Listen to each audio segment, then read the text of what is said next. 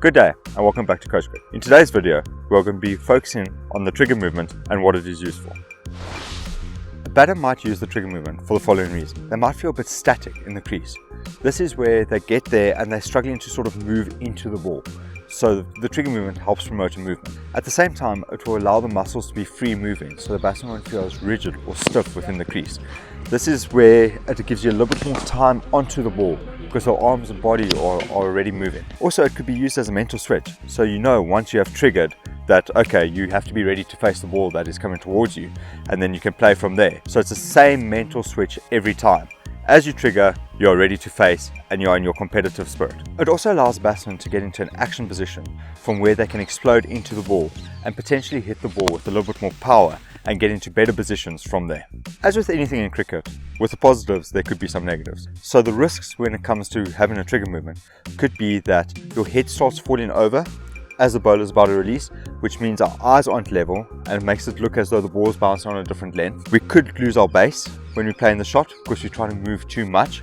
So once you've triggered, you're hitting and you're still moving, so you're losing power because you don't have your stable base. Your eyes aren't level where the head shifts across, where you're falling over in the shot, means that it's tough to sort of stay in one line and stay side on into the ball. What could also happen is in the trigger, where your head starts moving gradually across, you might dip quite quickly and your eyes are dropping, making it seem as though the ball is bouncing in the air and then off the deck as well.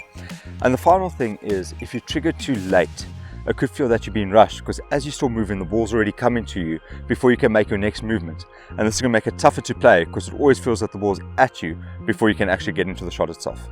Yeah, at Coach Greg, we feel that the trigger can be separated into two different sections. The first section being an active movement trigger, where the batsman moves across and has back foot or front foot movement. And the second one is a set, where from the batter's stance, he sets into his action position to get ready for the ball. So that's the terminology we are going to be using throughout. And now we can move on to the basics of the trigger movement.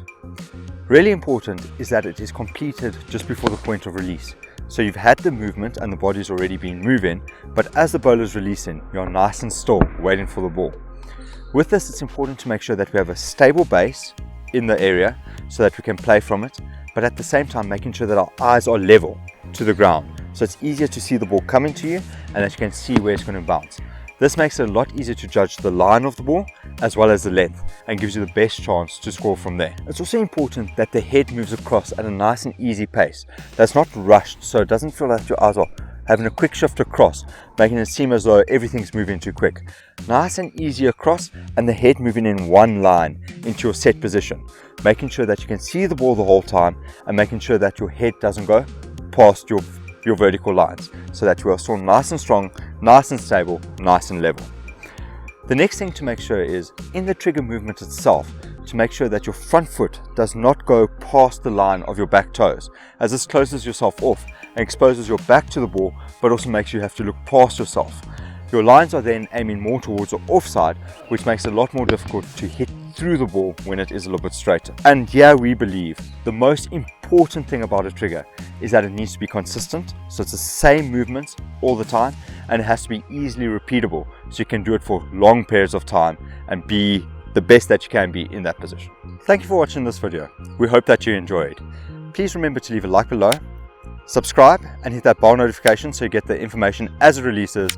Also leave a comment on what you found useful and anything that you'd like to see in the future.